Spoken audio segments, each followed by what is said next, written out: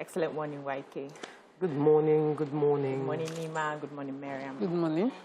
First of all, our heartfelt condolence goes out to the family of late Alao Akabashorun and the Fuja family over the glorious demise of Mrs. Kudirat Alao Akabashorun, née Fuja, who is our own Morayo's mom. She passed away yesterday, the 22nd of September, at the age of 75. When we were told yesterday, it was really painful. I didn't expect it. I didn't see it coming. We're still hoping that she'll get better, she'll stand on her own 2 feet. But let me come to you, YK. How was it? Very sad. Very, very sad. Morayo and her siblings, my heart goes out to you. I know I had really thought she was getting better. And then I started to ask Morayo, and her responses were not very positive, but she said she was praying. And on Tuesday, I still asked her again, and she said they've moved her home. She wasn't responding. And you know, because we just treat health so badly in this country. They gave this lady chemo when they shouldn't have. You know, in England, when my cousin had cancer, before they gave him chemo, they would check everything, make sure his body can take it, because it's such a powerful drug.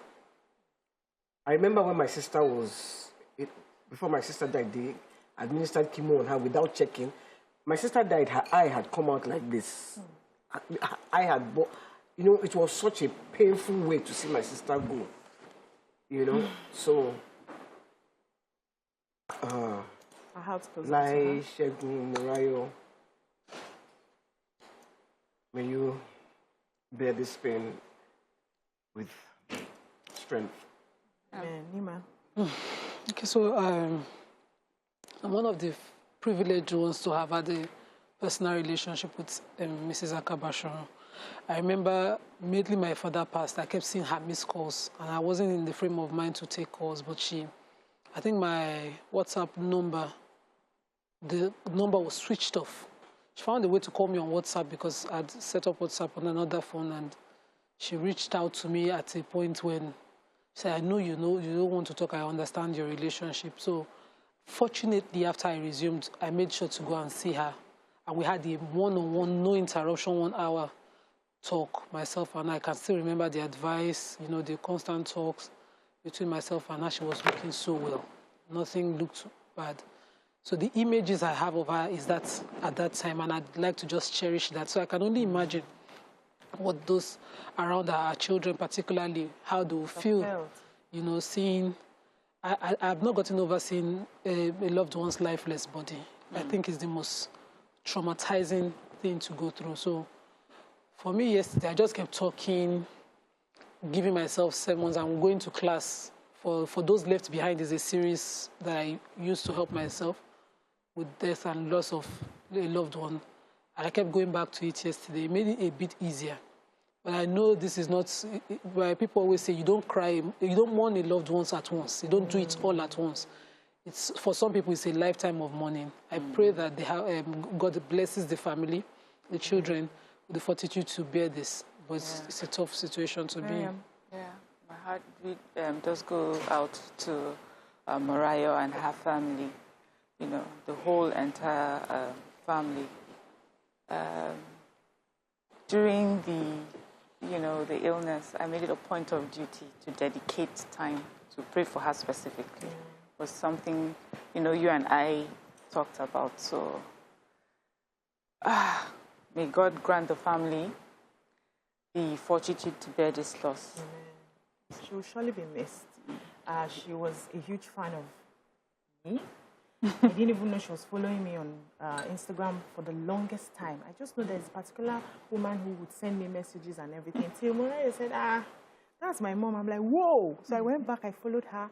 She follows up my business. When she calls, she buys my market, she buys hair, she buys clothes, she buys bags. When she calls, the first thing she does is to pray for me. She can take minutes praying for me, you know, admiring my work and all of that. And I don't know. When I heard the news yesterday, I was numb.